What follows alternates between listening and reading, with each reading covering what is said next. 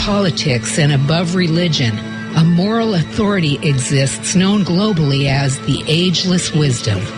It is the study of consciousness, the mystery of awareness, which cannot be measured, yet will not be denied.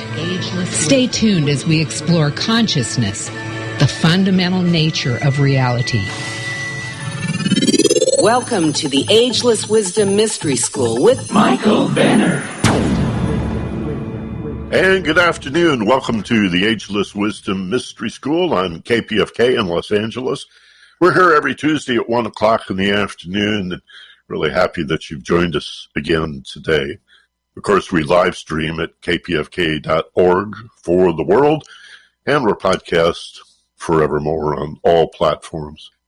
Great show for you today. We're going to talk about the concept of the soul and the idea of awakening the soul and the power in that. Awakening is a term that we're hearing more and more. In fact, even on the right, we hear the idea of being woke used in a political context, as if the right is mocking the left for their woke politics. On the right, you have the QAnon people who claim to be awakened, or this great awakening that Democrats eat babies and that space lasers are causing all the forest fires and on with all these silly QAnon conspiracies. And that's supposed to be woke as well. But the idea of awakening is really ancient. There's a wonderful story in Buddhist philosophy about Gautama Siddhartha coming into a clearing, an opening in the forest, and his countenance is such that he appears to be radiant, and there's some workers there that fall on their face in his presence, and they say, "Oh, what are you? Are you a god?" And as the story goes, Buddha says, "No, I'm not a god." And they say, "Well, certainly you're an avatar. You're a great sage. You must be some sort of holy man." And the Buddha says, No, actually, I'm none of those things." And so a third shouts out, "Well, who are you? What are you?" And Buddha says, "I'm awake."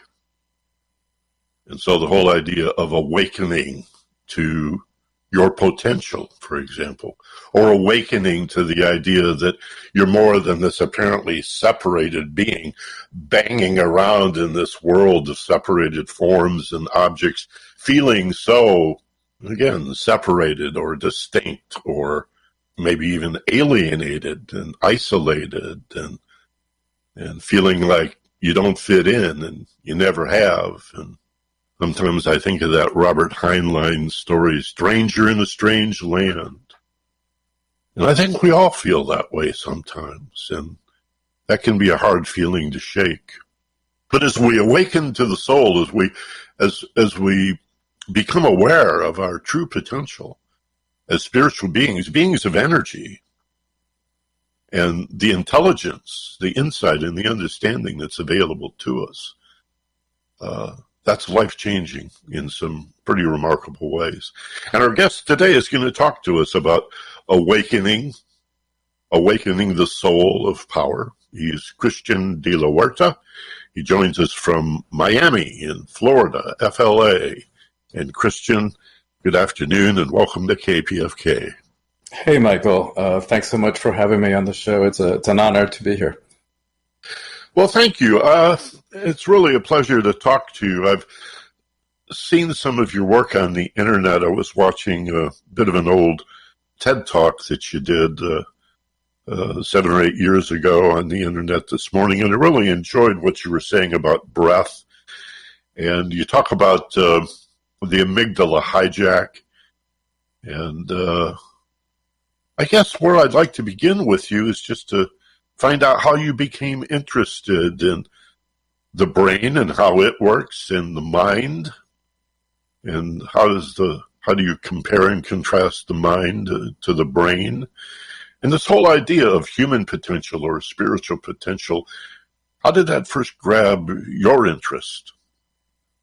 Yeah, that's really interesting because as I was listening to you with your expansive introduction of today, I was thinking that sometimes I feel that I really came into this lifetime to master feeling the other, feeling like I was different, like there was something different about me that I didn't fit in. I was born in Cuba and lived there for the first 10 years of my life.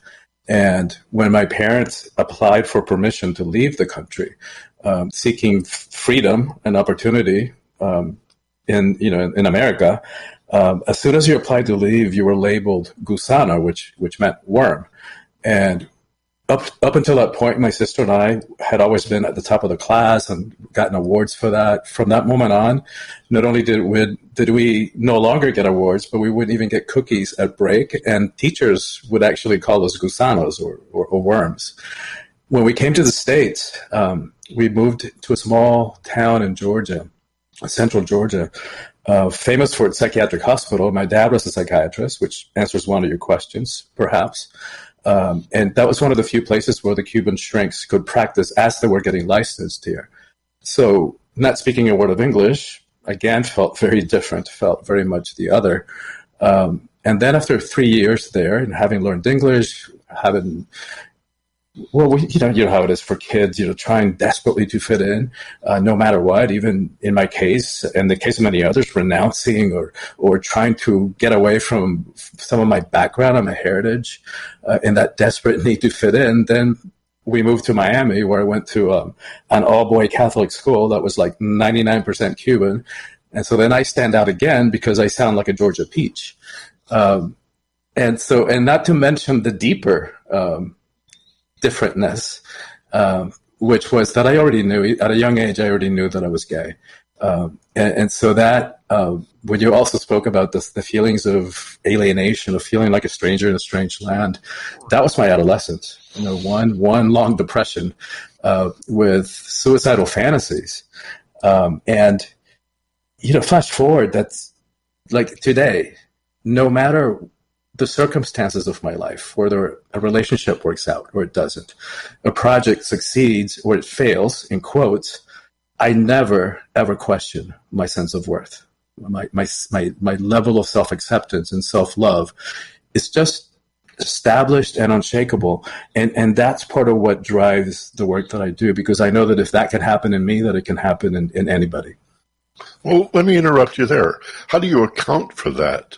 Given your circumstances, the story you just told, some part of you still knew you were not just okay, you were pretty extraordinary, pretty special. How do you account for that? Well, I didn't know that then. Oh, I thought that's what you said. That No. I felt. Yeah, I guess that was the assumption of stranger in a strange land. I had no idea that there was something.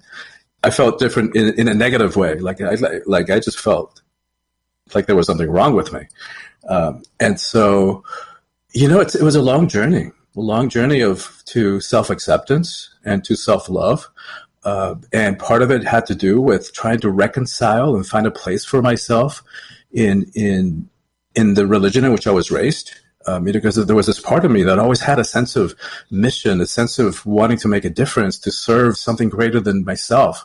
And yet there was, I was being told in the religion in which I was raised that I was going to burn in hell for eternity, and that I was an abomination in the eyes of God. So I had to reconcile my authentic self, my sexuality, my spirituality. And finally, at the end of my teens, just realized that religion didn't have room for me. And like many people, just threw out the baby with the baptismal water. Wanted nothing to do with spirituality because I confused it with religion. I didn't know then that there were two different things. Yeah, well, I think a lot of us can relate to that. I presume you're talking about Catholicism? Yep. Mm-hmm. One of 9 kids. Yeah, it could have been any of the fundamentalist Protestant religions as well. But I was raised a Catholic, and they kept Christ on the crucifix for a long time after Protestants took him down. And so we have to face this suffering object of our love and be told routinely that we're responsible for his suffering because we're so bad. And then I'd go home and I'd get in trouble with my parents and they'd tell me I was bad. And so I got a pretty clear message that, I was bad. And there were these veiled messages of redemption in religion, but I was too young to understand what any of that meant. Yeah. For me, it was psychedelic experiences in college, frankly, that lifted my lid. And then I took another look at what Christ was saying and contrasted it to Eastern philosophy. Did you go through a similar rediscovery of spirituality? Yep, very similar to yours. Right after high school, I actually, thought I wanted to be a priest in high school. And I think part of it was a legitimate, what they call a vocation. And I also think that in those days, I naively believed that priests were celibate. So for me, that I think subconsciously, I thought it was a way to sublimate my sexuality, a way that I didn't have to deal with it. Started college. So I actually had a meeting with the head of the novitiate, the guy who decided who got in and who didn't. Thankfully, he was a wise guy, a wise man who said, why don't you do a couple of years at college and then we'll talk. And so in those couple of years, three things happened. One was I took a class, a philosophy class in existentialism, which began a process of questioning the Catholic worldview, which was the only thing that I knew. Secondly, I had a phase, like you, of experimenting with mind-expanding substances, which deepened that process of questioning and expanded it to questioning reality as I understood it. And then the third thing that happened was that I fell in love. And I'd had, plenty of sex as a teenager, probably more than a teenager should have had. But it was always dark and hidden and guilt-ridden. And it was a dark secret that nobody knew about. And so when I fell in love, it's like I remember the exact moment, the first kiss were in that moment. I just knew, like after that time, there wasn't anybody, like no psychiatrist, no priest, no minister, no rabbi. Nobody could tell me that it was wrong, that it was sinful, because it was so beautiful that I just knew in the cells of my body that it couldn't be wrong. And so the combination of those three things was very powerful. After that, the Jesuits didn't stand a chance. You said your father, was a psychiatrist. When did you come out to him, and how did that go? Or to both of your parents, and how did that go? That's an interesting question. I had started it, so my late 20s, I went on a spiritual journey. I just realized that through most of my 20s, I'd thrown out too much away with the spiritual bathwater. And so I started to turn east and look for other possible ways of understanding and experiencing and connecting with that.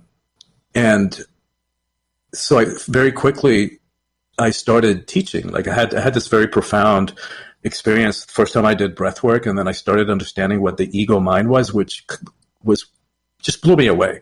And it blew me away that I hadn't understood that having a psychiatrist dad, and that I hadn't gotten that understanding from any psychology teacher in college.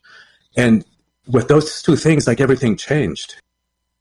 So once I started teaching, which happened very quickly, I realized that there I was teaching people how to be authentic, how to live, based in radical truth. And the price that is paid when we don't do that, when we withhold communication. And I realized that I wasn't out to my parents. I was out to my siblings, to my close friends, but I'd never really felt the need to come out to my parents. And I think part of it was probably rationalizing that I didn't want to cause them any more pain or confusion, and that if you get them a shot of sodium pentothal, they would probably know. That part is true.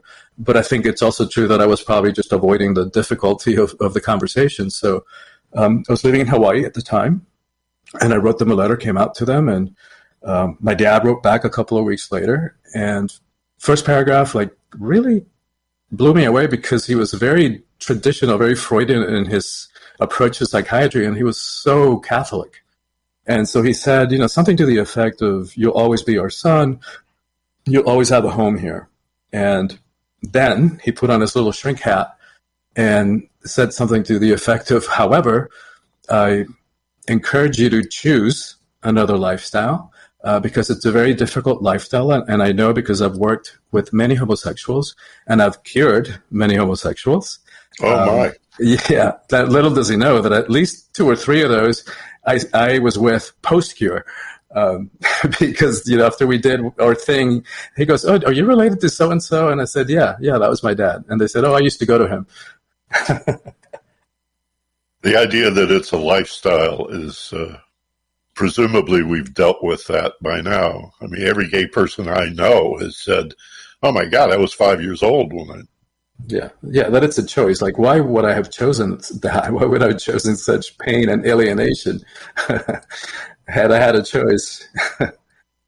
Well, so much of the discrimination against gay people is rooted in these religious injunctions and this idea that God would not make people gay or trans or fluid in their gender or sexuality in any way. And why not? I mean, it's just, sometimes I think we need to remind ourselves that while there's extraordinary value in reading ancient holy books, there's a lot of truth and a lot of wisdom. We also have to remember that many of these books are written when people thought that the stars were heaven shining through holes in the sky and that the sun revolved around the earth. And yeah, and when women weren't even human because they were property. Yeah. So we forget that this is Abrahamic religion, but also the Vedas and the Eastern philosophies are so old that in some cases, especially in the East, they predate writing.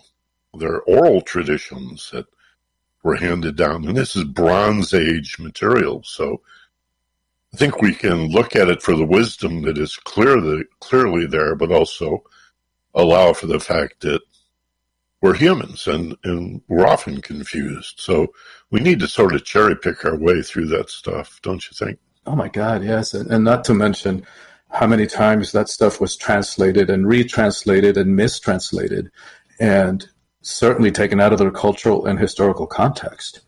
And, I wrote a book 20 years ago called Coming Out Spiritually, which kind of turned that upside down because it's really sad to me that so many people in the LGBTQ community want nothing to do with spirituality. And no wonder, I get it because we confuse it with religion like I used to.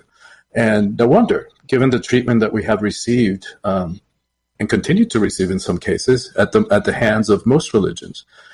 But the theme of the book is that what's sad and ironic about that is that before the patriarchal times and cultures, people that we today would call LGBTQ were not only spiritually inclined, but were actually honored and revered in some cases for the roles of spiritual service and leadership that we played all over the planet. I have a friend, Andrew Harvey, who wrote a book about gay mystics. Yep. And there were a bunch of them, no question about it. Yep, I know Andrew. Listen, breath work is what we're here to talk about primarily. How did you find out about the power in breath? It was the type of thing that right around that time, when I was starting to look eastward, I was sitting by the pool reading something metaphysical, something Eastern based, and somebody who lived in the building came down and sat next to me, saw what I was reading. So we started talking and he told me about breath work, and it was one of those moments where instantaneously I said, yep, I want to do it, and tell me when and how much. And the very first session I had changed my life. I knew that I would never be the same. And it was a combination of what you were talking about in the introduction. Is like I had an experience of myself not as this isolated, separate individual, one of 7 billion, well, I guess it wasn't that many then, or 5 or 6 billion, however many of us were there then, ant on this tiny pebble hurtling through space at thousands of miles per hour. But I saw and felt what I'd read about the interconnectedness of it all. But one thing is reading about it, another one is having an experience of it. And so I knew that I had to do it again. I knew that I had to make it available to others. And within 6 months of that, I'd quit my job. I never went for the PhD in psychology. I was on a track to do that. And within just those few months, I quit my job and sold my condo and broke up with my partner at the time, gave away most of my belongings, and went on a spiritual journey. Well, went on a spiritual journey. That's a big opening. I mean, where do you begin? What did you do? This fellow's workshop? Was that it? Was it a book you read? Well, he was a student of this woman that I studied with, and she's the one from whom I learned breath work and learned how to facilitate it. And she's also the one from whom I got this understanding of the ego mind that I had just never known about before, and how it keeps us in a self-made prison of limitation and fear and victimization and projection and judgment and all that kind of stuff. And the thing about the breath work is I've yet to come across anything that heals as quickly and at as many levels. That not only does, I don't know anything more effective in terms of healing past trauma. And not only does it do that, but it heals mentally, emotionally, spiritually, and even physically. And yes, I know that sounds too good to be true.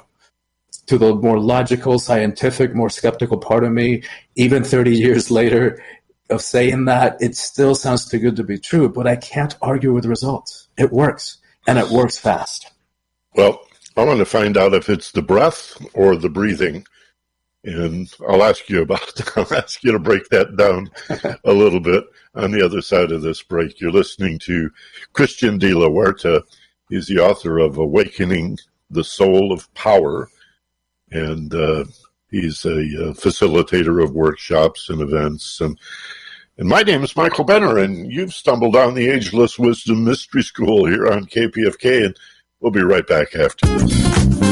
KPFK regularly takes you behind the headlines and gives you vivid stories of real people that put the news into context. These human stories make what's going on in places that may be far away vivid and real. And not just a collection of sound bites. It is painstaking and laborious work, and it is not cheap.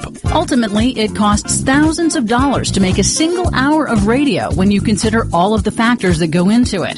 The way we pay for it here at KPFK is the fairest, most straight-ahead, and democratic method in the world. Listeners who value what they hear each pitch in a little money. It's that simple. Please consider how much you value KPFK and go to kpfk.org/donate and pledge accordingly. Or call us now at 818-985-5735. That's 818-985-KPFK. Thank you. And we're back with my guest, Christian de la Huerta from Miami, who is the author of Awakening the Soul of Power. We're talking about, or we've just begun to talk about, breath work.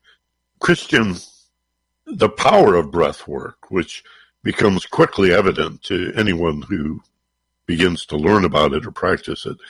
Is it something in the breath, in the air, some prana, some energy, or is it the process of breathing, or a little bit of both? I mean, what do you think's going on here? Is that a trick chicken or the egg question? Don't make it too binary. There's a middle, I'm sure. I don't think we really know yet how it works. The science isn't there. Like they've done so much research on meditation and what happens in the brain, what happens in the body, the benefits in terms of health, even in terms of productivity at work. That's been studied really, really well. They're just now starting to do the same with breath work. So here's how I understand how it works. One of them is the prana, the life force. When we breathe in this circular connected way, we're like imbuing our body with the intelligence of life that animates all of life in creation. Call it prana or chi or ki. And so that intelligence courses through the body, through the meridians, which now we do have scientific evidence for. A couple of years ago, they did prove the existence of energy channels in the body. And it clears places where we have stored past trauma and where we have stored suppressed emotions. Because what used to be spiritual teaching, that everything is energy, now we know from physics, from quantum physics, that it's true. Everything is energy. Energy can't be destroyed. So just because we weren't able to deal with something that happened when we were young, or just because we suppressed emotions for the variety of reasons that we do so, that stuff doesn't go away. We can't sweep it under the rug. It's suppressed into the subconscious. It's lodged in the tissues of the body, and it's still having an impact on the quality of our lives and the quality of our relationships. And that's one of the miracles, for lack of another word, of breath work, is that it clears that stuff. And that it happens so quickly, that change and transformation happens so quickly. The other part of it that I find really interesting in understanding how this works, and maybe it answers your question, is that if we look at most spiritual traditions in the world, and even some secular languages, the same word, one word, can mean spirit or breath, depending on context, depending on what we're talking about. So for example, from the ancient Greek pneuma, from which we get pneumonia, that word meant both lung and soul. From the Latin spirare, we get both respiration and inspiration or expiration. So, sorry that I don't have a more scientific explanation to how it works, but that's more of a psycho-spiritual understanding. In my mind, that's what allows me to understand how I can work so profoundly and so powerfully and so quickly. And take us to some of the same places that, by the way, that I often have people tell me, I've been sitting on a meditation cushion for 20, 30 years to have that moment of no mind. It's not saying that it replaces meditation practice. There are countless benefits of doing that, for doing that regularly. And also people often say, I got to the same place that I did on a sacred medicine journey, a psychedelic journey that we were talking about before, just by using the breath. Years ago, I'm talking 40 years ago or more, there was a transformational process called rebirthing. Yep. And I don't know what happened to it, why it fell out of favor, or maybe the name got changed. Yep. But that was all about breath, and that's it. That's what I trained in. In rebirthing. In rebirthing. A lot of there's some small number of people who still call it that, but I stopped calling it that a long time ago because it confuses people. It makes people, a lot of people think of being born again.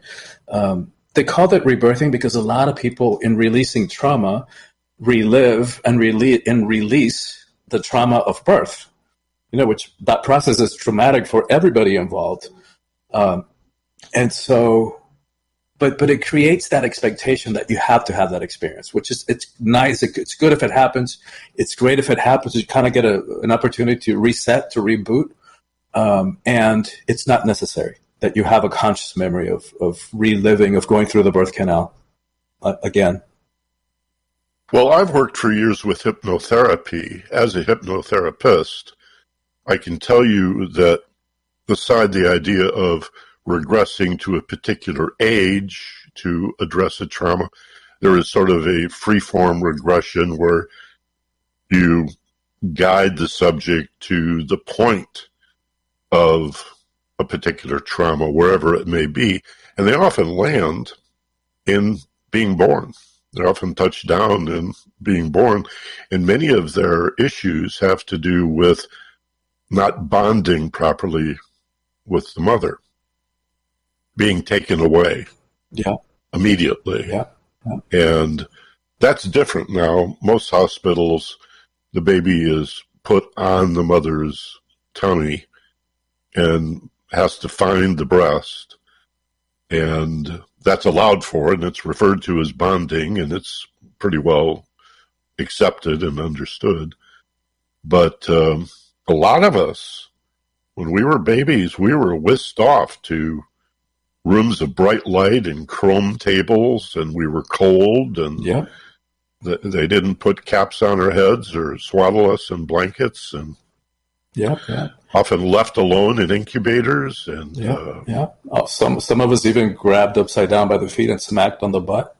There you go, that too, and drugged because mom had some pain-killing drug. What a horrifying experience to be introduced to the physical plane. Yes.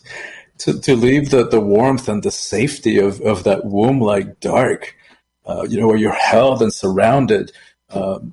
and suddenly you're like yanked out and like bright lights and bright sounds and yikes.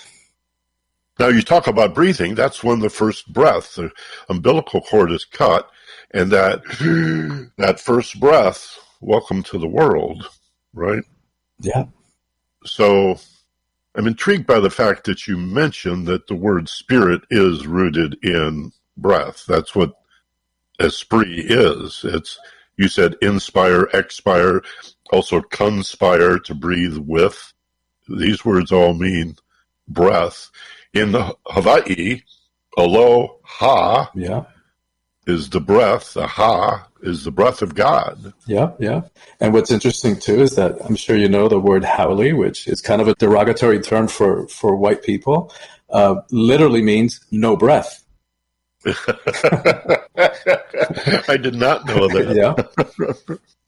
Oh, that's a good one. Yeah. Well, so again, one could also argue, as an aside, that in Genesis, where it talks about in the beginning there was the Word. The Word is a breath. You have to breathe to speak. So maybe it's an allegory. Maybe it's not an allegory. Maybe we're talking about the life force contained, besides the oxygen and the other gases in the air that we breathe. Perhaps there is a prana or a life force. But in any event, talk to us about what happens when we become frightened or angry. What do we do with our breathing then? Well, we know, when we get upset or fearful, that's the first thing that goes. We stop breathing, or our breath becomes really shallow. And that's what anchors those traumas in the body. So if anybody from the audience is listening, if you can develop that awareness, because it all begins with awareness. We can't do anything about what we can't see or know about. So if you start paying attention to your patterns of breathing, like when you start getting upset, if you're stuck in traffic and you start getting frustrated, or you're about to get into an argument with somebody, and you feel that blood rising, just slow down the breath, right? Take a deep breath, so that those strong, powerful energies don't get anchored, so that we're giving them expression. That, like we were saying before, that the emotions are just energies. So if we just allow them to flow through us, and I know that your TEDx talk is about emotional quotient and EQ, and so I know that you are very aware of the importance of being aware of the emotions.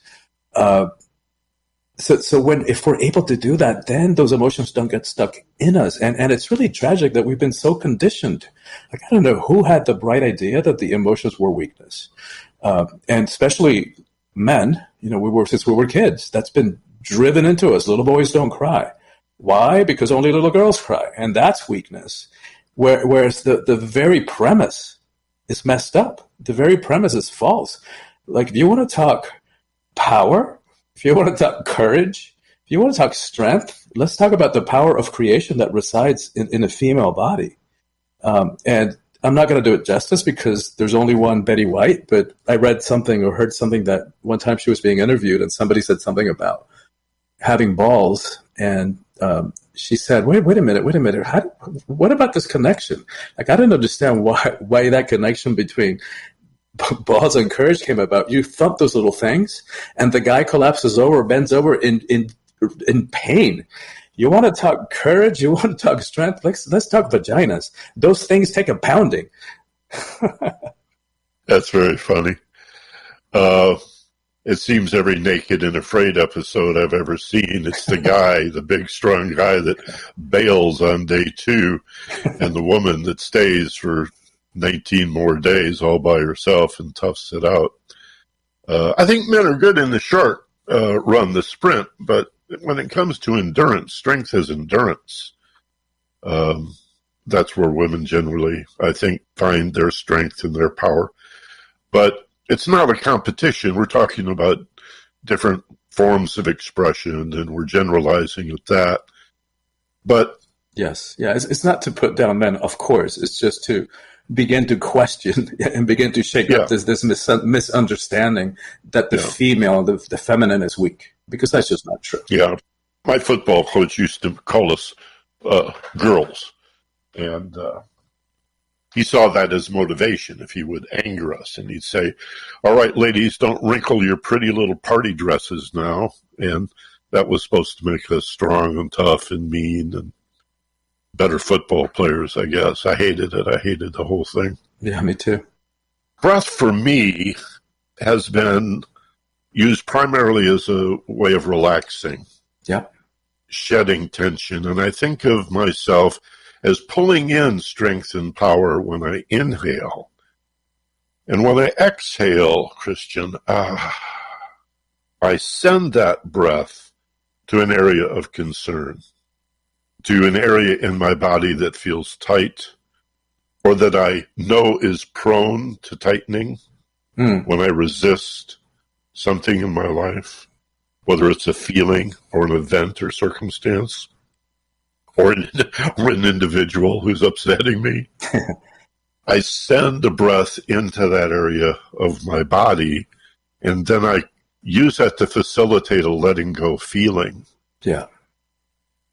If instead of avoiding that feeling or running away from it because it's uncomfortable, I allow myself to move into that discomfort, and through it, I find liberation and freedom, as well as some insight and understanding from that process. So for me, breath work is sort of a part of a larger facilitation. Now, I know you do seminars and such, or at least did before COVID, and I'm sure you'll begin to do those again. How do you approach breathing initially when you do a retreat? Well, when I do a weekend retreat, and you're right, I haven't been able to do them in a year and a half, they all include breath work.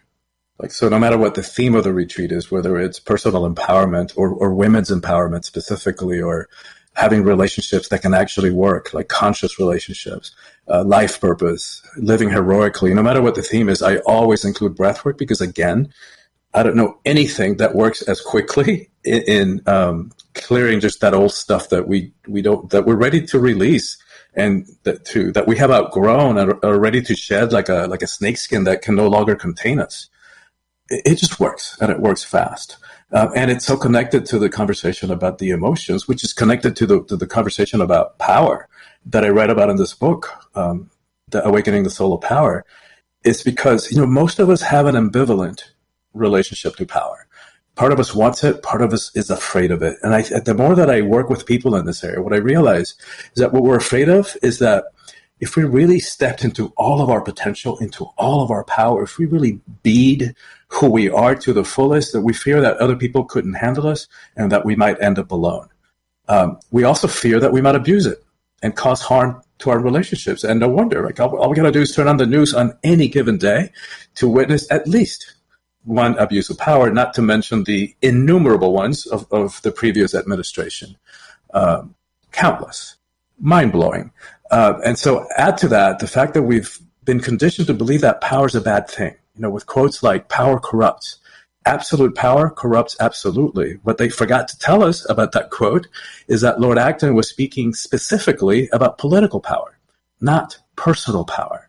And so when you add to the mix what we were saying about the emotions, that we've been conditioned to fear them and to run away from them, and to not feel and to numb out in all the creative ways that we numb ourselves out, to run away from those feelings that you're talking about, that when we put all that together into a mix, what happens is that we end up selling out on our power. We end up saying yes when inside we feel no. We end up playing small, and we end up settling for less. We end up, because what we're settling for it's kind of lame and kind of sad. It's for an illusion of security, for a false sense of security. A false sense of acceptance, and for morsels, for crumbs of pseudo love.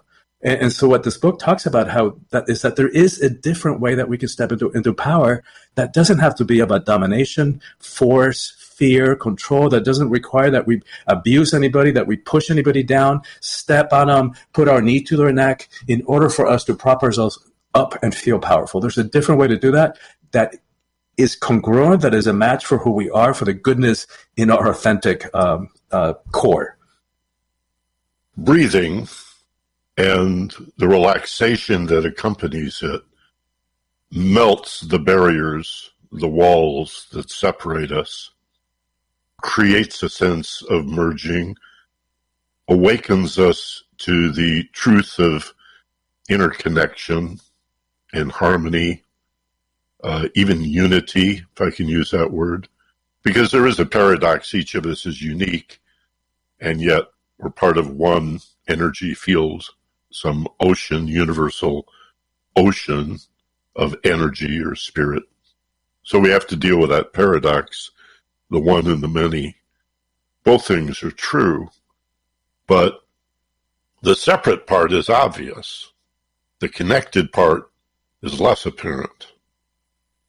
And in breathing and relaxing and letting go and allowing myself to feel vulnerable, you begin to discover this power. And I, like you were explaining, worried that that was going to make me egotistical. That if I discovered my true potential, that I'd be arrogant and pompous, and then nobody would like me. And after all, that's what I was looking for, was approval and acceptance. But what I found was exactly the opposite.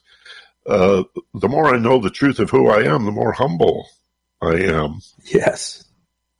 And there's a part of me that says, well, it's immodest to say you're humble.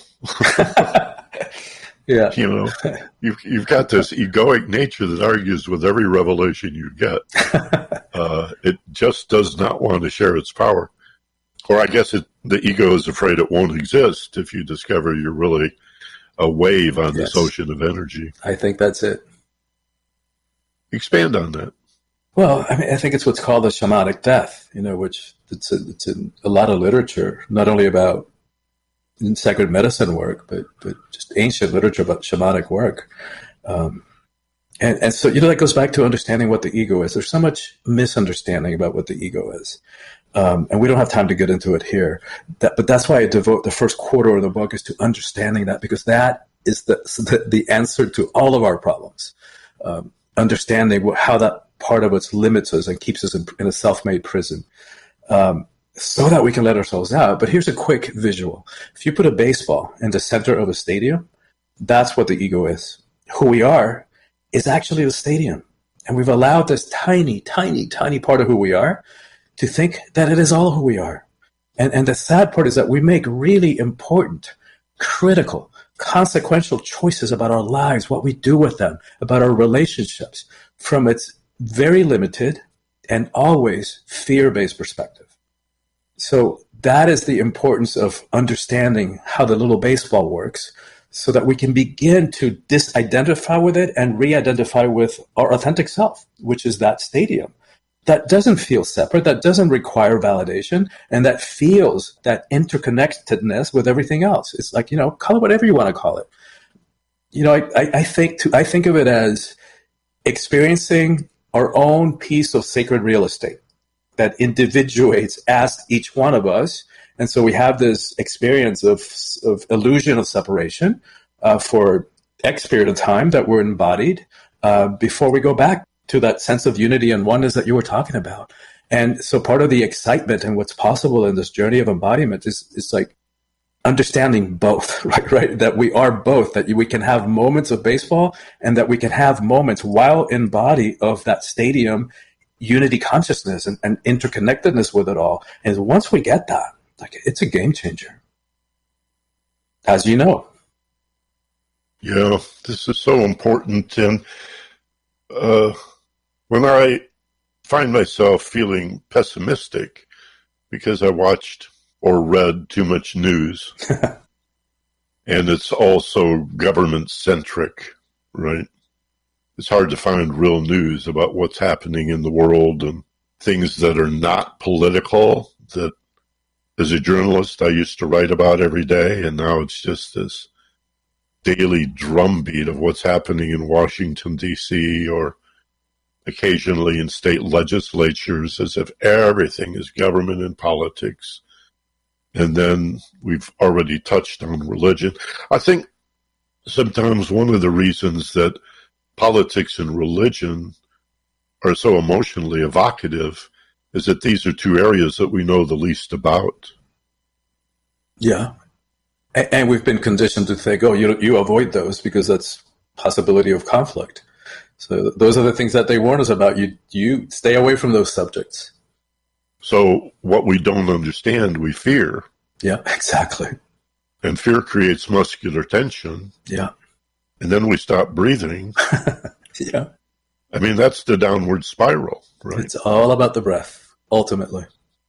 It's all about the breath. And the breath, as we know, it's our most loyal, our most faithful companion on this journey of embodiment. And so it behooves us to deepen our understanding and experience of what that is and the power of the breath.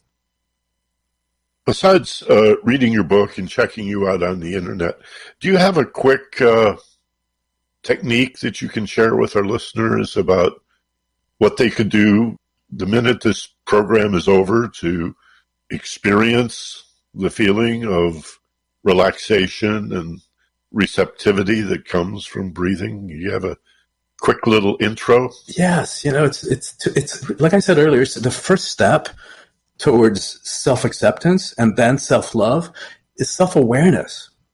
So anything that we can do to understand who we are, what makes us do the things we do, what are our triggers, what situations do we tend to give our power away? Do we tend to give our power away in relationships that are more of an intimate, romantic, sexual nature, or do we tend to give our power away in with authority figures, parental figures, bosses, religious leaders, coaches, that kind of thing? Like I said before, we can't do anything about what we don't see. So the first step is self-awareness.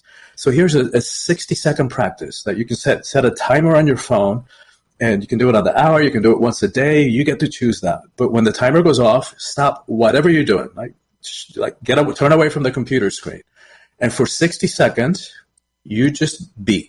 Right? You're not going to do anything. You're just going to observe yourself, and you're going to look around and notice what's coming in through your senses. What are you seeing? What are you hearing? What are you smelling? Is there a breeze that's caressing your skin from the air conditioning, or if you're outside from the wind? And then start going inward. What kind of thoughts are running through you?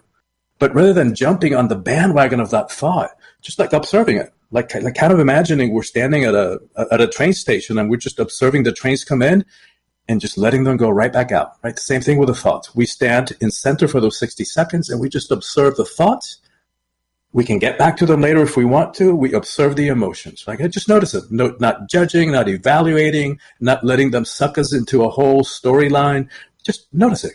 That alone, if you do that once a day, several times a day, that alone is a game changer. Christian, your book is Awakening the Soul of Power, Christian de la Huerta. How do folks find out more information about you? I'm sure you have a website people can go to. Yes, I do. Thanks so much for asking that, Michael. The website is soulfulpower.com. And for your audience, if they go to that website, soulfulpower.com, and they get on my email list, and we know how easy it is to click unsubscribe at any point if it doesn't work for you. But just by getting on my email list, they will receive a short chapter from the book on what it means to live a heroic life in the 21st century. They'll get some power practices that are designed to apply the teachings and the concepts to our own lives, right? So that the teachings don't stay at the level of information. We don't need more information. We've got information overload. What we need is transformation. And so that's what those teachings are designed to do. And then they will also get a short recorded teaching and a guided meditation about trust, which I think comes in so helpful during these times of chaos and fear and uncertainty. And all that's free. All of it is free. Awesome. Christian, thank you. Boy, it's been great meeting you and chatting with you, and I hope we can do it again. We're on a run here in this program. One of the hidden benefits of COVID is instead of waiting for people like you to be in Los Angeles so I can interview you in studio, I'm able to talk to people wherever they are in the world. And boy, that's really allowed me to bring in some really wonderful guests week after week after week. And you're one of them, and I've really enjoyed the show today. And so down the calendar page, we'll reprise this for sure, okay? Thank you, Michael, and thank you so much for saying that. It's I love the conversation. I love the connection. I know you and I could talk for hours and not run out of stuff, just go from one fascinating subject to the next. And so, yeah, I would be honored to be on the show again, and I hope that one day we can do it in person. I miss my beloved California, so I look forward to being able to travel and visit there again. Holding that vision, for sure. Thank you, Christian. Thank you. This is the Ageless Wisdom Mystery School on KPFK, and I'll have more right after this. The Car Show has aired on KPFK since 1973. And perhaps you have a car that's been sitting in your driveway since 1973 or 1993. Or maybe you're still driving it, but it's time to say goodbye. Get rid of that thing and help KPFK at the same time. Your donation of your old car gets it out of your life and helps KPFK as a tax-deductible donation. And not just cars, trucks, boats, and motorcycles are also welcome. It's easy. Just call 877-KPFK-AUTO and we'll handle all the details. Let your old car help KPFK. And we're back to the Ageless Wisdom Mystery School on KPFK in Los Angeles. I've just got, 7 minutes or so here. So I want to take this time to thank all of you who have made a pledge, a contribution, or a donation to KPFK during this most recent fund drive. We're about to wrap it up now, although I'll always be appealing to you to support this radio station because the need is continual, 24/7, 365.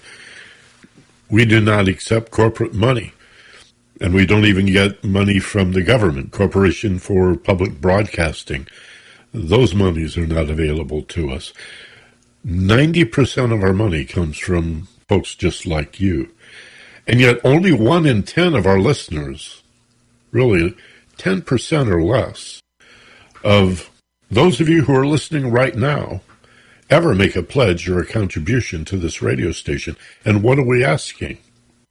You know, if you go to kpfk.org/donate, and then mouse over Support KPFK and drop down to Sustainer Circle, you'll see the opportunity to click on $5. You could donate $5 a year to KPFK, $25 a year, and you're a member of KPFK. You're a voting member. You can vote for station board officers. You could run for the local station board if you qualify, for as little as $25 once a year. But what if you donated, and this is the whole idea of the Sustainer Circle, every month, just $5 or $10? I know you can afford that. You're not even going to miss it. And the point is, you're invisible. You can hear me, but I cannot hear you unless you go to the website and say, I'm going to contribute to this fine radio station. Because I don't know of anywhere else, or better said, because you realize there is nowhere else to get information that's this intelligent and progressive and consistently reflecting the diversity and the free speech that is essential to a democracy, especially in these dark times where so many of our neighbors are living in a fact-free universe. Reading is down by 25%. People don't read. I was on a Zoom call today where people were sort of laughing and crying at the same time about the horrible English that people use. How often people say, I could care less, when they mean I couldn't care less. I could not care less, but it seems most people say, I could care less. They make up words. They use phrases they don't understand because people aren't reading. And it's heartbreaking because what it reflects is a lack of understanding, an incredibly short attention span that prevents people from sitting quietly with their thoughts and with their feelings. Oh, this goes way beyond politics. This period that we find ourselves in is much darker and much more dangerous than anything political. And when you turn to the news, I mean, I'm a journalist by trade. That's what I graduated college with, a degree in broadcasting and a minor in journalism. And for years, that's what I did. I wrote news, and news could be about all manner of things, some of which was about government and politics. But now, with cable TV 24/7, that's all you hear is government and politics, such that we don't have very much information at all about what's happening in the world. The whole world burns down around us, and we have no idea. Think of how little information we get from mainstream media about events that impact you in the world, starting with climate change. There's no place else to get intelligent information on a wide variety of interlocking subjects, like the ecology. I know of nowhere other than KPFK to get information about politics, about government, about peace, about social justice, from a diverse perspective of women and men that represent cultures from all around the world. Entertainment as well, some world music, all kinds of music that you can't hear on the radio and have to dig deeply into the internet to even find, already put together and presented to you. In each case, the entertainment, the news, the information, programs like this about personal and spiritual development, brought to you by dedicated people who devote hours and hours of their time every week to bringing you this information. And what are we asking? $5 a month, $10 a month? Can you come up with $25 a month? That's all we're asking. And if you're doing that now, thank you, thank you, thank you. And if you haven't been, if you've missed the opportunity, if for some reason you just don't get it, how important it is for you to be part of the 10% of our listeners who feel the obligation and honor and respect that obligation to support what supports you, then step up, be part of that 10%. Let's make it 12% of our listeners who are contributing to this radio station. Let's make it 15 or 20%. Wouldn't that be crazy if we doubled to 20% the number of our listeners who contribute anything at all? $5 a month? $15, $25 a month? $25 once a year? That's 50 cents a week. You can do that. You can do that. And you can do it in minutes by calling 818-985-5735. That's 985-KPFK, the 818 area code. Or more simply, and actually I think more efficiently, point your browser to kpfk.org/donate. Mouse over in the banner where it says Support KPFK. You'll see a drop-down menu. Go to Sustainers Circle. Set it and forget it. And every month, your donation will go to KPFK. $5 a month, $15 a month, $25 a month or more. Whatever you can afford, whatever your conscience dictates. Thanks for being with us today. Make it a point to join us every Tuesday at 1 o'clock for the Ageless Wisdom Mystery School on 90.7 KPFK in Los Angeles. As always, be gentle, love life, and take care of each other. This is Michael Benner. So long.